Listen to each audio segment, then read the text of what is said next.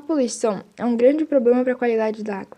Uma pesquisa da ANA, Agência Nacional de Águas, daqui do Brasil, referente ao ano de 2010, analisou 1.988 pontos e constatou que 75% das águas apresentam condição boa, 6% excelente, 11% regular e 7% ruim ou péssima. Porém, ao analisar somente os pontos localizados em áreas urbanas, a porcentagem de corpos de água com condição péssima ou ruim sobe para 47%. Diversas atividades humanas causam impactos negativos nos recursos hídricos. Esses impactos são categorizados em primeira, segunda e terceira ordem. Os impactos de primeira ordem modificam as características físicas, químicas e geomorfológicas de um fluxo de água, podendo alterar a quantidade, distribuição e periodicidade naturais. Os impactos de segunda ordem provocam mudanças na produtividade biológica nas terras úmidas e deltas. No geral, são consequências dos impactos de primeira ordem. Já os impactos de terceira ordem caracterizam modificações na fauna e na flora causados por algum impacto de primeira e de segunda ordem. Por exemplo, animais migratórios que têm seu curso bloqueado e a falta de alimento causada por alguma substância que impediu a fotossíntese. Essa categoria também inclui impactos na saúde humana, produtividade agrícola e industrial, entre outros.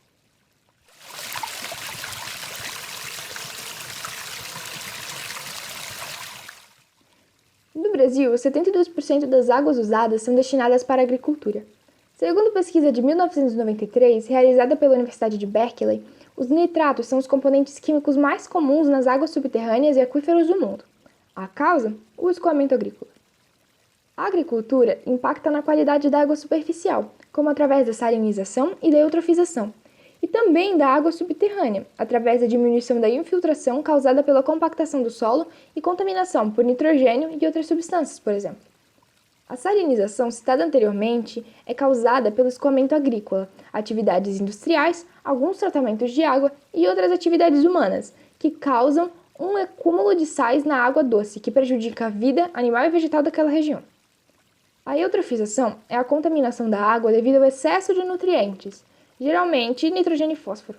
A causa está ligada ao escoamento de produtos usados na agricultura, resíduos industriais e lançamento de esgotos. As consequências desse tipo de poluição são as mais diversas. O nitrogênio e o fósforo aumentam a produção de matéria vegetal, resultando no crescimento excessivo de plantas vasculares, como algapés. Também causa o surgimento de algas e a escassez de oxigênio dissolvido na água, devido à maior demanda de oxigênio para decompor esses organismos que cresceram demais.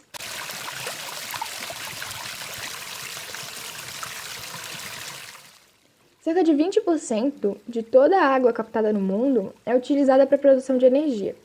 Os impactos mais significativos são a contaminação da água subterrânea durante a prospecção e produção de combustíveis fósseis, a diminuição do volume de água de um determinado ecossistema devido à retirada de água por parte das usinas para resfriamento, por exemplo, e a descarga dessa água utilizada no resfriamento em outra temperatura. A indústria também é grande poluidora. Geralmente, a água utilizada por essas empresas, como fábricas de papel, fábricas de fármacos, refinarias de petróleo e mineradoras, não é bem tratada após o uso, sendo devolvida em más condições. Os poluidores são os mais diversos, já que empresas com diferentes atividades utilizam a água. Eles podem ser desde bactérias, vírus e protozoários a produtos farmacêuticos. Outro problema é a alteração da temperatura da água que é devolvida, que acontece quando ela serve de resfriador para alguma parte do processo daquela fábrica. Esses problemas são globais, é claro, e sua intensidade varia de acordo com os países, já que uns apresentam maior atividade industrial que outros. Nos países chamados de em desenvolvimento, como é o caso do Brasil, mais de 70% da água utilizada nas indústrias não é tratada ou ser devolvida. Em Brusque, o maior exemplo de poluição industrial são os despejos não tratados das tinturarias. Os moradores das áreas onde ocorrem os despejos reclamam do mau cheiro e das colorações que a água do rio passa a apresentar, como azul, vermelho e preto. Outro problema do despejo é a diminuição do pH do rio, deixando a água mais ácida, num processo chamado de acidificação. Uma das consequências desse processo é a diminuição dos níveis de oxigênio, dificultando a manutenção da vida naquele habitat. Os órgãos responsáveis ressaltam a dificuldade da vigilância desses casos, já que quando a denúncia é recebida, o despejo já se espalhou, sendo difícil achar a fonte do efluente.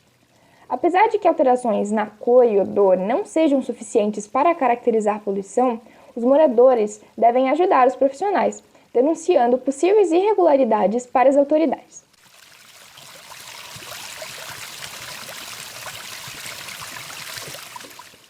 A atividade mineradora também exerce grande impacto na qualidade das águas.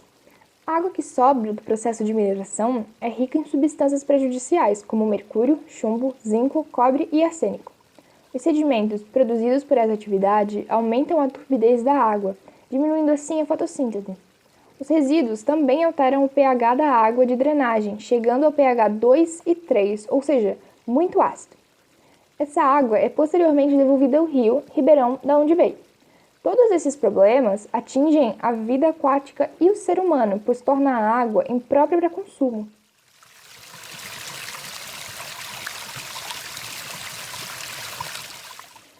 A construção de barragens, sistemas de irrigação e outras estruturas também prejudicam a qualidade da água. As barragens construídas para diversos fins, como o armazenamento de água, controle de inundações e recreação, retêm sedimentos, modificam o volume e distribuição da água e modificam até mesmo a temperatura. Essas alterações se acumulam e causam impactos maiores, como na vegetação ciliar, que é a vegetação às margens do rio, e a extinção ou ameaça de espécies endêmicas, que só tem naquele lugar. Os grandes sistemas de irrigação reduzem o fluxo de rios e lagos, por exemplo, para a produção de alimento. O Mar Aral é um exemplo de como as atividades humanas impactam os recursos hídricos. Por volta de 1960, a até então União Soviética resolveu usar os dois maiores rios da Ásia Central, chamados de rios Sirdaria e Amudarya, para a irrigação de plantações de algodão, com o intuito de se tornar a maior produtora de algodão do mundo. Esses dois rios desaguavam no Mar Aral, que era o quarto maior lago do mundo. Equivalia aos estados do Alagoas e Rio de Janeiro juntos. O lago faz fronteira com o Cazaquistão e o Uzbequistão e conta com apenas 10% do volume de água original, dividido em lagos menores. Outro fator que contribuiu para sua seca foi a escassez de chuvas. O menor volume de água prejudicou a pesca da população local. 80% dos animais do lago morreram, pois os pesticidas e inseticidas se tornaram mais concentrados na menor quantidade de água. Ainda por cima, a terra que ficou exposta não é boa para a plantação. Outra consequência é o crescimento de algumas doenças na região, como câncer de garganta, doenças respiratórias e outras, causadas pela areia poluída que é levada pelo vento por diversos quilômetros.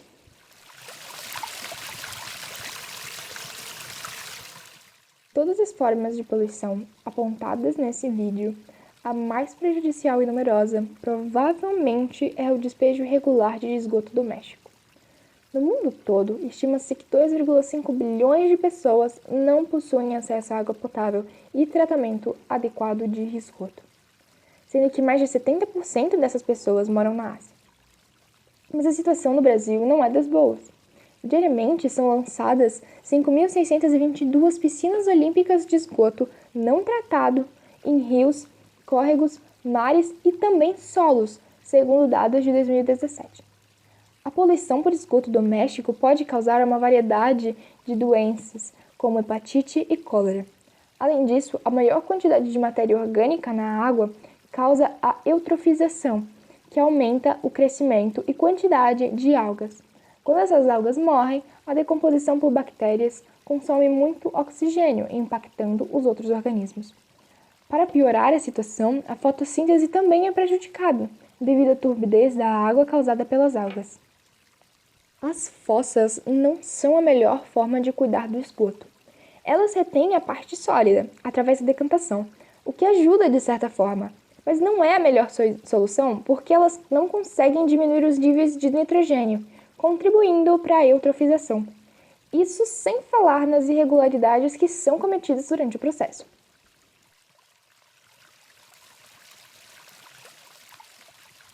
Como você viu, a água é muito importante para diversas atividades. Por isso, a gente precisa cuidar dela para garantir a sua boa qualidade e boa quantidade para que todo mundo possa usar.